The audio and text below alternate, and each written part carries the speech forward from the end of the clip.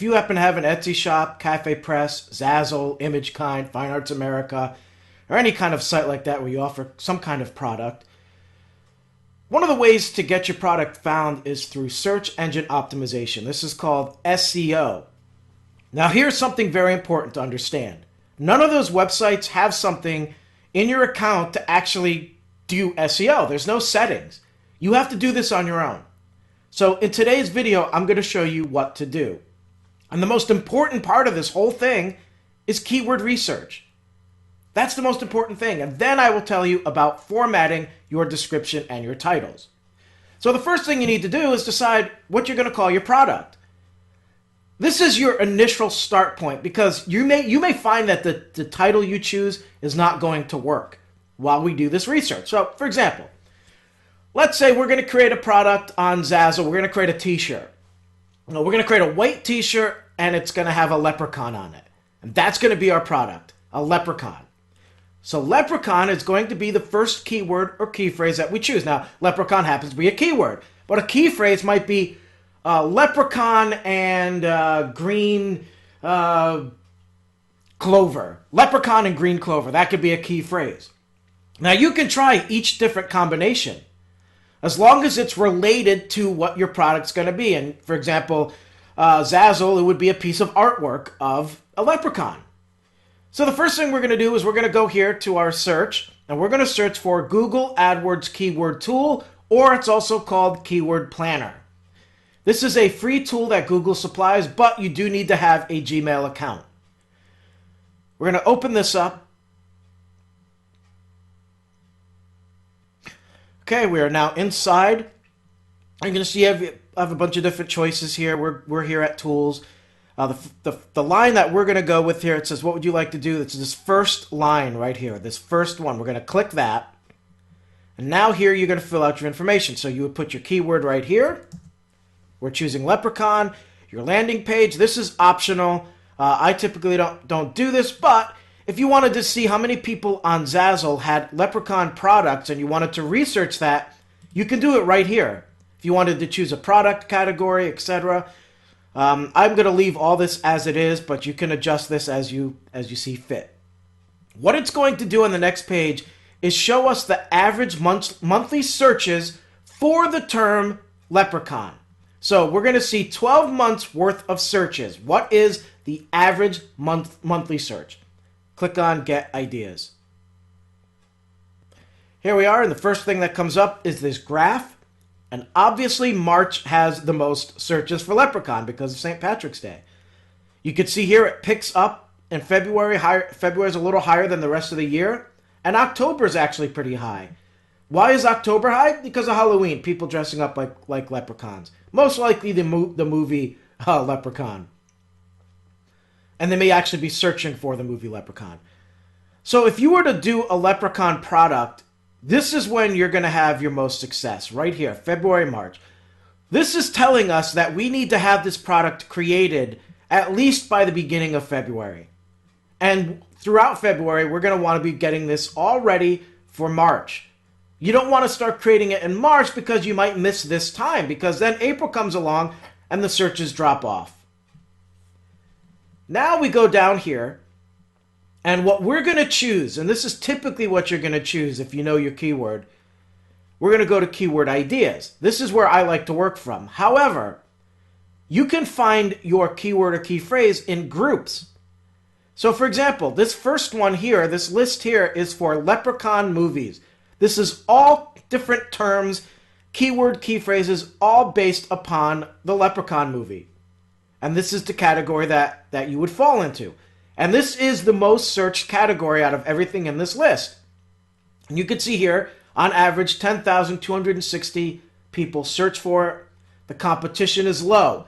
This is important here. What competition means is how many sites is this featured on.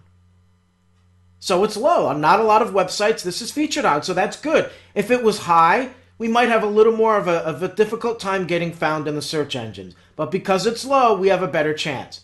The rest of this isn't needed. This is only if you're going to actually do AdWords, different advertisements, and this is going to be your suggested bid for that. So we don't need to do that. If we go to group, we open up group. I'll show you what that looks like. Now you'll see it. They break it down. Everything that's involved in this group. And you can see movie appears in every term here. Leprechaun the movie, the Leprechaun movie, new Leprechaun movie, and so on. And it'll show you the different number of people searching and the competition.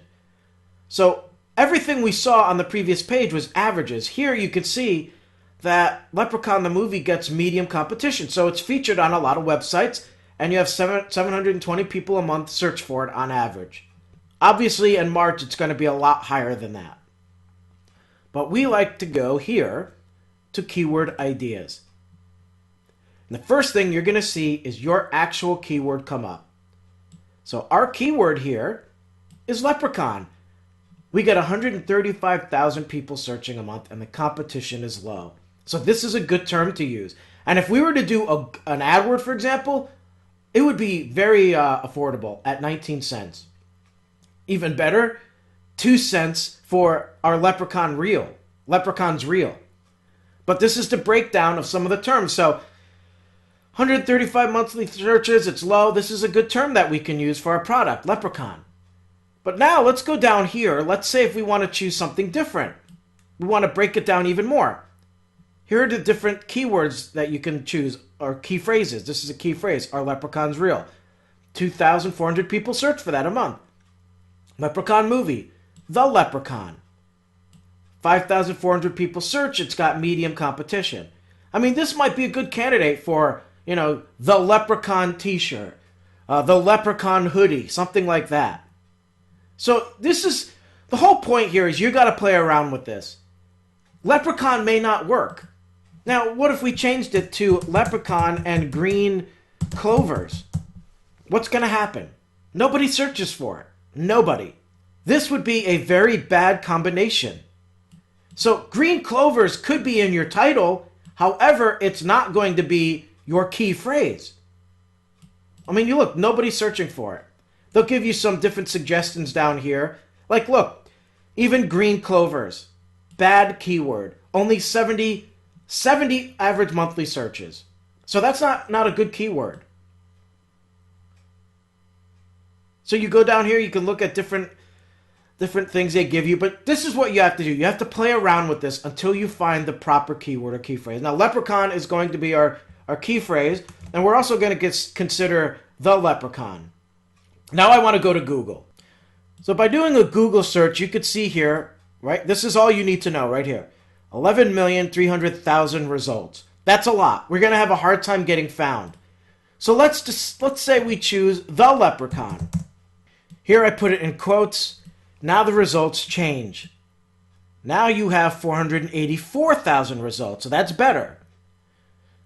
The most important thing to understand about this little line here, and this is part of your research, you want the low number here. You don't want the high number. 484 is still a high number. We're looking to get to, 160,000 or less. The less websites that use our term, the better. Because we know that a certain amount of people are searching for the leprechaun. And when they come here, they may put it in quotes, and their results are going to come up in this. So if we have a term such as the leprechaun, and let's say only 5,000 results come up, the chances of us getting found are great by that number of people who search for it. And that's what you got to do. You got to play around with this. On certain sites like Etsy.com, you have a much better chance at being found because Etsy ranks high in the search engines. For example, I created a product last week, a brand new product, and it's already ranking in the search engines. It's showing up right away, and I just created it. So in that case, if we had a leprechaun product, it may very well show up in the top of the results because of Etsy and their high rank. So that's what you have to keep in mind here. Now we have to actually format our description and our title. So how do we do that? I'm going to show you using one of my own products. It's all about the placement of your keywords and key phrase. Now I have my main key phrase, the one I did research on, and then I have some keywords also. And those keywords are just anything that's related to your product. Now this is my copper lantern. So just by looking at it, you can see some of my keywords, just the color copper, that's a keyword. Electric, that's a keyword. This is a hurricane lantern, that's a key phrase. It's a kerosene lantern. That's a key phrase. So I want to use all that because that's what people are searching for. However, my main key phrase that I've chosen to use is electric hurricane lantern. So that's my most important phrase that I must put everywhere. Now here in my title, let me lower that. You have rustic. That's a keyword. Electric hurricane lantern, my key phrase. Hurricane lantern, key phrase. Copper, keyword. Table lamp is a key phrase. So my title is optimized based on keywords. It's not a complete sentence. It's not a proper sentence. We don't speak this way. But when you create a title for a product, you're not going to do that. You want people to find it. So that's how you format your title. You want people to find it. You put important information there and keywords. Now for your description, depending on the product you're selling, you may only have a short little paragraph like this. Let's see if I can highlight that. This may be your description. In this case, you want to have your keyword or your key phrase, your main keyword or key phrase, mentioned at least twice, maybe 3 times. The same thing if this was the size of your description. You want to put it at least 3 times. And the most important place to put it, you must do this, is in your first sentence. You must put it in your first sentence. You can see I have it right here, electric hurricane lantern. I also have my keywords here, copper, rustic, all in my first sentence. Very important. You need to do that. Then, in my case here, I just put it throughout. So I have it listed here about 5 times in various different places. If you can't, like here again in my details, here it is again. So you want to place it in various places and have it at least that. You don't want to overdo it. Here it is again. You don't want to overdo it. Some of the rule of thumb is once after 100 words. But if you're doing a Zazzle product and you have, a short description, you just want to get it in there a few times. And that's it. And then when you go down, you're going to notice on your page, when you go down in your editing, you're going to have to add tags. Make sure your main keyword or key phrase is your first tag. And then the rest of your tags are all relevant keywords to your product. The color, the size, the type, anything someone might be searching for. Very important. That's all you do. That's how you do it. The whole point here is that when someone searches for that term in that research we did, that average monthly search, people are going to search for that keyword, and then Google's going to go searching on all the websites that feature it. The websites and the web pages that feature it mentioned a bunch of times are going to stick out to Google. If it's only mentioned once, then Google is being told this isn't a relevant page for what this person's looking for. They're obviously looking for that certain term.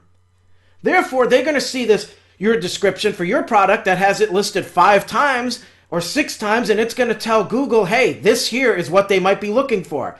And that's what's going to bring it up in the search results. So that's how you do it.